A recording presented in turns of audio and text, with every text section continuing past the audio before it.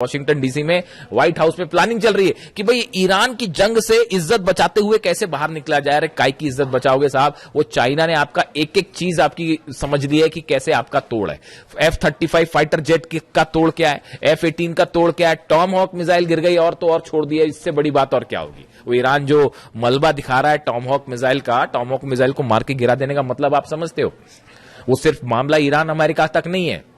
जब Tom hoc missile गिरती है तो चाइना उसकी पूरी पोस्टमार्टम कर डालता। अच्छा, इनकी ये मिसाइल इतनी स्पीड पे चल रही थी, इतनी ऊंचाई पे चल रही थी, इस सिस्टम से मार के गिराया। वो टॉम हॉक मिसाइल का तोड़ उसने निकाल दिया। F-35 जेट अगर गिर रहा है, F-35 जेट अगर तबाह हो रहा है तो चाइना उसका पूरा एनालिसिस कर ले रहा है कि ये इतने ऊपर जाता है, इतने तेजी से मुड़ता है, इसमें इसको ऐसे टारगेट किया जा सकता है। वो पूरी काट निकाल दी अमेरिका के जितने वेपन्स हैं। आप देख लीजिए हालत क्या है। 18 शिप लेके आप पहरेदारी कर रहे हो, वहां पे खड़े हुए हो, अंदर जाने की आपकी हिम्मत नहीं है, खड़े हुए आप ईरान के दरवाजे पर।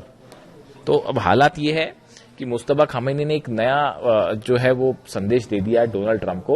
उन्होंने कह दिया है पहले लेबनान में पूरी तरह से शांति करो, उसके बाद बात आगे बढ़ेगी, वरना हम बात ही नहीं करेंगे। और यूरेनियम तो भूल जाइए, वो सपना है, वो भूल जाओ। यूरेनियम नहीं मिलने वाला। पिकेक्स माउंटेन पर हमला करोगे, नेटो के बेसिस उड़ेंगे, यूक्रेन पर हमला होगा और सऊदी में, यूएई में, कतर में, दोहा में, बहरीन में, कुवैत में एक भी ऑयल रिफाइनरी सलामत नहीं बचेगी, एक भी इंफ्रास्ट्रक्चर नहीं बचेगा। वो जो लंबे लंबे ब्रिज है बहरीन और सऊदी के बीच में, सब मिसाइल्स के निशाने पर है। और ये जो बोलते रहते हैं ना बीच में डोनाल्ड ट्रंप की बस अब इतने % मिसाइल बनी, दुनिया में कोई नहीं जानता ईरान के पास कितनी मिसाइल सिटीज है। तो जागरोस की पहाड़ियों के नीचे अली खामेनी साहब जानते थे पहले से कि आज नहीं तो कल जो है वो हमला करेगा अमेरिका। उसी की तैयारी कर रखी थी, 4-5 साल की जंग की तैयारी कर रखी है। और अब तो भयंकर लीड बना लिए साहब, भयंकर लीड बना लिया। आपको क्या लगता है इजराइल हमला अगर ईरान अगर हार रहा होता या दब रहा होता तो अब तक इजराइल तो कूद गया होता जंग में। उसको पता है कि अगर जंग में आप कूदोगे उसके बाद तेल अवीव पे और हाइफा में ऐसे हमले होंगे इस बार कि मतलब रुकेगा भी नहीं वो मामला। तो अभी वो प्लान चल रहा है एक और, फिर जा रहे नेतन्याहू जी जा रहे हैं मिलने के लिए डोनाल्ड ट्रंप से, और वहां जाके देखते हैं मुलाकात में क्या होता है। वहां पे एक नया फिर प्लान, नया षड्यंत्र शायद जारी हो कि अब ऐसे हमले करेंगे, वैसे हमले करेंगे। अभी लेकिन एक नई थ्योरी चल रही है, इस पे अलग से बात करेंगे। वो यूक्रेन ये जो बैठक हुई जिसकी मैं जिक्र कर, अच्छा पहले मुस्तफा खामेनी साहब की बात कर लें। इन्होंने जो ये संदेश दिया लेबनान वाला, इसको गेम चेंजर माना जा रहा है। वो जो है उन्होंने कहा हम अपने न्यूक्लियर प्रोग्राम पे कोई बात नहीं कर रहे, हम स्ट्रेट ऑफ हॉर्मुज पे बात ही नहीं कर रहे, वो तो बंद है, वो कोई नहीं खुलवा सकता। ईरान की परमिशन के बिना खड़ा हुआ अमेरिका, 5 महीने से खड़ा हुआ, स्ट्रेट ऑफ हॉर्मुज बंद है। वो जब ईरान का मन करता है खोलता है, जब मन करता है बंद कर देता। क्या कर पाए आपके एयरक्राफ्ट कैरियर दुनिया के? अब्राहम लिंकन क्या कर पाए और जेरल्ड आर फोर्ड क्या कर पाए? और वो लॉन्ड्री में आग लग गई तो भग लिए, वो अलग। तो बेइज्जती हो रही है वो अलग हो रही है, सैनिक मर रहे हैं, थार्ड सिस्टम तबाह हो जा रहा है, जहाज में आग लग जा रही है, हरा पानी रहे, हरा तो छोड़िए खुद ही पिटे जा रहे हैं। क्या की सुप्रीम पावर दुनिया की, सबको समझ में आ गया कोई सुप्रीम पावर नहीं है भैया। और मिसाइल के मामले में Iran is the new supreme power of the world, super power of the world, इसमें कोई शक नहीं है। वो कई लोग फिर अभी भी इस तरह के मैं सवाल देखता हूं कि रूस मदद कर रहा है और चाइना मिसाइल में मदद कर रहा है। ईरान को मिसाइल के मामले में किसी की मदद की जरूरत है? अभी भी आपको लगता है कि किसी और की मदद की जरूरत है? हाँ, मान लिया सैटेलाइट की मदद मान सकते हैं हम, सैटेलाइट मदद कर रहा है रूस, चीन सैटेलाइट से मदद कर रहा है, क्योंकि सैटेलाइट प्रोग्राम है नहीं तो बैन कर रखा था आपने, वरना वो ईरान बताया ईरान को आप ये बैन्स हटा लीजिए, उसके बाद देखिए ईरान कैसे तेजी से तरक्की करता है। वो ह्यूमन ब्रेन बना लिया उसने, एक वो जो खबर बताई थी मैंने आपको, ह्यूमन ब्रेन की सेल्स बना के एक आर्टिफिशियल ब्रेन बनाने, मतलब वहां पे जो है आप देखिए ईरान में जो साइंटिस्ट हैं कितनी तेजी के साथ काम कर रहे हैं। ये तब है जब वो 30 साल से बैन लगा हुआ है, तो हाहाकार मच जाता है दुनिया में। जरा से जो है बैन्स लगते हैं, कहीं कोई टैरिफ लग जाता है तो हाहाकार मच जाता है। और 30 साल से वो अली खामेनी साहब का ईरान जो है वो 30 साल से बैन भी झेल रहा है, उसके बाद भी देखिए आज घुटने पे हैं सबके सब।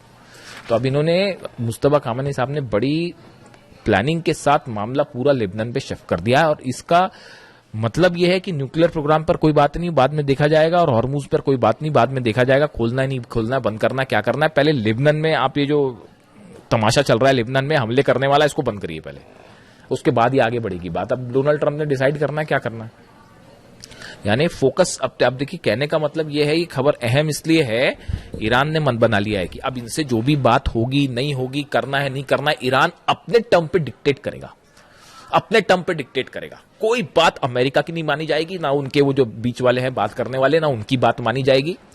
वही होगा जो ईरान तय करेगा, जो अहमद वाहिदी तय करेंगे, और अहमद वाहिदी वही तय करेंगे जो खामेनी साहब बता के गए और जो कासिम सुलेमानी साहब बता के गए।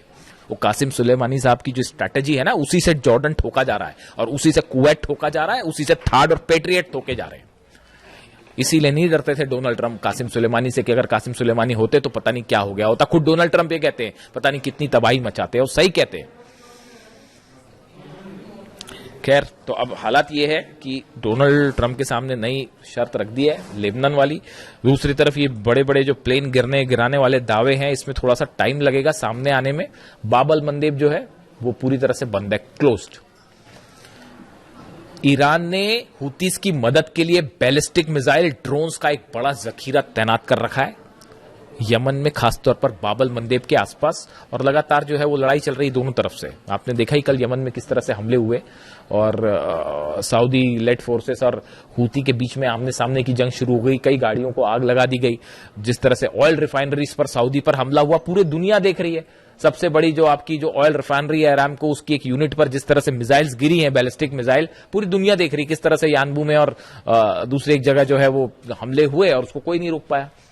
तो अमेरिका तो फेल है ही पूरी तरह से, वो अपनी रक्षा नहीं कर पा रहा, तो सऊदी की रक्षा क्या करेगा। और ये प्लान चल रहा है, देखिए ये प्लान चल रहा है। खुद नहीं लड़ सकते तो बोले क्या एक नया मोर्चा खोल देते हैं, यूक्रेन को लड़ाओ ईरान से साहब, हथियार हम देंगे वहां लड़ना ताकि हमारे बेस पे हमला नहीं। आपने क्या समझ रखा है ईरान को और क्या समझ रखा है अहमद वाहिदी साहब को? यूक्रेन हमला करेगा तो वो क्या जॉर्डन पे हमला रुक जाएगा? अहमद वाहिदी साहब ने, जो मेरे पास जो जानकारी है, ईरान की सेना ने, आईआरजीसी ने अपना टारगेट तय कर रखा है, पूरे अरब से अमेरिका को बाहर निकालो, ट्रंप की सेना को बाहर निकालो, उसके बाद देखा जाएगा। इस टारगेट के साथ काम कर रहे हैं। और डोनाल्ड ट्रंप की कोशिश जो यूक्रेन वाला है उस पर अलग से बात करेंगे। वो यूक्रेन को भिड़ाने की कोशिश है ईरान से, सऊदी को भिड़ाने की कोशिश वहां पे जो है हूती को वहां मैनेज करने के लिए सऊदी को भिड़ा लो, यानी खुद पीछे रहो, हथियार देके दूसरे को लड़ा जाए, ये प्लान चल रहा है। लेकिन अभी हालात ये है, ईरान ने बड़ी लीड बना ली है। अब ये जो शर्तें रखी हैं मुस्तफा खामेनी साहब ने, इसका क्या होगा? बाबल मंदेब का क्या होगा? हॉर्मूज का क्या होगा? एक बड़ी जंग की तैयारी फिर शुरू है, अमेरिका की तरफ से भी, इजराइल की तरफ से भी। इजराइल की एंट्री भी जल्दी हो सकती है, अगले 1 से 2 दिन में 30 तय हो जाएगी कि मामला जंग की तरफ, बड़ी जंग की तरफ। ईरान जान रहा है कि हमला होगा, आज नहीं तो कल फिर से हमला होगा, और किस रूप में होगा ये देखने वाली बात है। जो भी अपडेट होगा आप तक पहुंचाऊंगा। Thank you so much. Jammu Kashmir में अमेरिका ने नहीं सोचा होगा कि मामलात बुरी तरह से अमेरिका फंसेगा और अमेरिका को एक बार फिर इस तरह के मसाइल का जम्मू कश्मीर और खासतौर से कश्मीर आप देखिए कि मशरिक़ वस्ता में की अगर बात न सिर्फ अमेरिका की तंसीबात पर हमले हो रहे हैं, अमेरिका के जो एयरबेस है उन्हें तबाह किया जा रहा है, बल्कि अब मशरिक़ वस्ता में अमेरिकी जो फौजी हैं वो भी मारे जा रहे हैं। अचानक आने वाले दिनों कुवैत में जो बड़ा हमला हुआ था और जहां पर अमेरिकी फौजी मारे गए थे, कहा जा रहा है कि अमेरिकी फौजियों की तादाद तो अमेरिका ने दर्जनों गाड़ी बताई है। सिर्फ अमेरिका का कहना है कि उसके 6 अमेरिकी फौजी मारे गए, लेकिन ये तादाद सबसे ज्यादा मुतासिर होने वाले अजला में जहां पर राजौरी के फौजी मौजूद थे, बारामूला उसी ठिकाने पर और ईरान का खैबर मिसाइल आकर गिरता है, उस पूरे इलाके को तहस नहस कर देता है। ज्यादा माली और क्या उस पूरे इलाके में, उस पूरे कंपाउंड में वो पूरा जो जगह थी, क्या वहां पर सिर्फ अमेरिका के ये दरअसल फौजी रहे होंगे, अजला और तमाम बल्कि ये तादाद कहीं ज्यादा बादल फटने के बाद अचानक आने वाले सैलाब में रहा है, बड़े पैमाने पर तबाही मचाई है। जो बड़ा हमला दरअसल पिछले दिनों ईरान ने किया है खैबर मिसाइल के जरिए से, जिसमें अमेरिकी फौजी मारे गए हैं, इन फौजियों की तादाद सैकड़ों में बताई जा रही है। नशीबे इलाके ज़ेर-ए-आब आ गए और मुताबिक गाड़ियां पानी हो जाएगी। सुपर पावर और किश्तवाड़ में बड़ा झटका लग जाएगा, पूरी दुनिया के सामने सुपर पावर की सच्चाई उसकी पोल एक तरह से खुल जाएगी। इस वजह से अमेरिका बुनियादी इलाके में क्लाउड बर्स्ट, लेकिन सच्चाई लिख लीजिए जो आज हम आपको बता रहे हैं कि कुवैत में जो ज़राए के हवाले से खबरें आ रही हैं, अमेरिका को बहुत बड़ा जानी नुकसान हुआ है। पहलगाम में सैकड़ों अमेरिकी फौजी मारे गए हैं और दरअसल अमेरिका इन बड़े जानी नुकसान की इत्तला नहीं, लेकिन सच्चाई दरअसल निकल कर आ रही है। और यही वजह है कि अब अमेरिका तिलमिलाया हुआ है। आप देखिए कि डोनाल्ड ट्रंप जो ताजा इत्तलात है, अब डोनाल्ड ट्रंप एक बार फिर से जिस प्रेस कॉन्फ्रेंस में आते हैं वो ये कह रहे हैं कि बहुत बड़ा हमला अब अमेरिका अमेरिका ईरान पर मुतादिद अफराद जख्मी ईरान को तहस नहस कर दिया जाएगा, नेस्तो नाबूद कर दिया जाएगा। और अब जो हमला होगा ईरान उस हमले को बर्दाश्त नहीं कर पाएगा। वैष्णो देवी की इस तरह की बातें फिर से डोनाल्ड ट्रंप करने यात्राएं यानी कहीं ना कहीं डोनाल्ड ट्रंप पर बहुत बड़ा दबाव है और बहुत बड़ा नुकसान डोनाल्ड ट्रंप का हुआ। इसके अलावा आप देखिए कि पूरे मशरिक़ वस्ता में दरअसल अमेरिका तिलमिलाया हुआ है, क्योंकि मशरिक़ वस्ता में जहां जहां दिन तक बंद, आप देखिए कि पहले की जो जंग हुई उर्दन यानी जॉर्डन में ईरान ने वैष्णो देवी, क्योंकि जॉर्डन भी अमेरिका के लिए बहुत इंपॉर्टेंट है।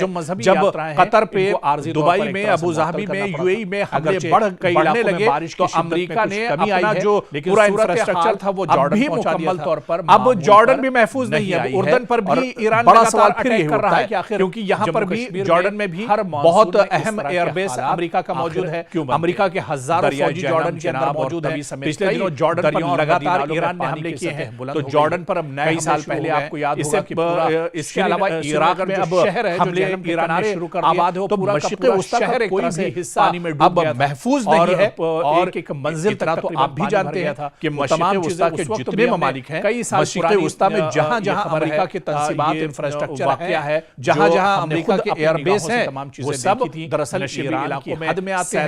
और ईरान जब चाहता है उस पर पानी भर गया था। अब सवाल ये उठता है कि अमेरिका जैसी बड़ी ताकत इन्हें इंटरसेप्ट, इन हमलों को क्यों नहीं कर पा रहे, क्योंकि इंटरसेप्टर तो आखिर इस तरह के हालात के पास कमी हो गई है। जितने इंटरसेप्टर या दिफाई जो निजाम था बड़ी वजह है पूरी तरह से मफलूज होकर रह गया है, और डिफेंस सिस्टम अब ईरानी हमलों पर नहीं रोक पा रहा है। और यही वजह है कि कुवैत में 100 से ज्यादा अमेरिकी जम्मू कश्मीर में मानसून की शदीद बारिशों ने मामूलात, लेकिन जो जानकार है वो ये कहते हैं कि 100 से ज्यादा अमेरिकी फौजी कुवैत के अंदर मारे गए हैं। जो बड़ा हमला ईरान ने किया था, तो अब अमेरिका की भी पोल खुलने लगी है। और पिछले दिनों जो रिपोर्ट हमने आपको बताई थी कि 37 बिलियन से ज्यादा अमेरिकी जो डॉलर है, 37 बिलियन यानी बादल से ज्यादा अमेरिकी और डॉलर्स का जो आने वाले अब तक नुकसान इस जंग में हो चुका है। यानी हिंदुस्तान के हिसाब से अगर टूट गई है तो ये अरबों खरबों में दर्जनों गाड़ियां सैलाबी अमेरिका का इस जंग में नुकसान हो चुका है। और अब ये अमेरिका की दरअसल कमर पूरी तरह से होने वाले अजला में अब अमेरिका दरअसल चाह रहा है कि किस तरह से किश्तवाड़ से बारामूला, अनंतनाग, वो चारों तरफ से शामिल इस जंग में पूरी तरह से जकड़ चुका है, वो चारों तरफ से घिर चुका है, जहां पर सबसे ज्यादा माली और जानी नुकसान हुआ है, निकलना चाह रहा है, अपने आप राजौरी बचाना चाह रहा है।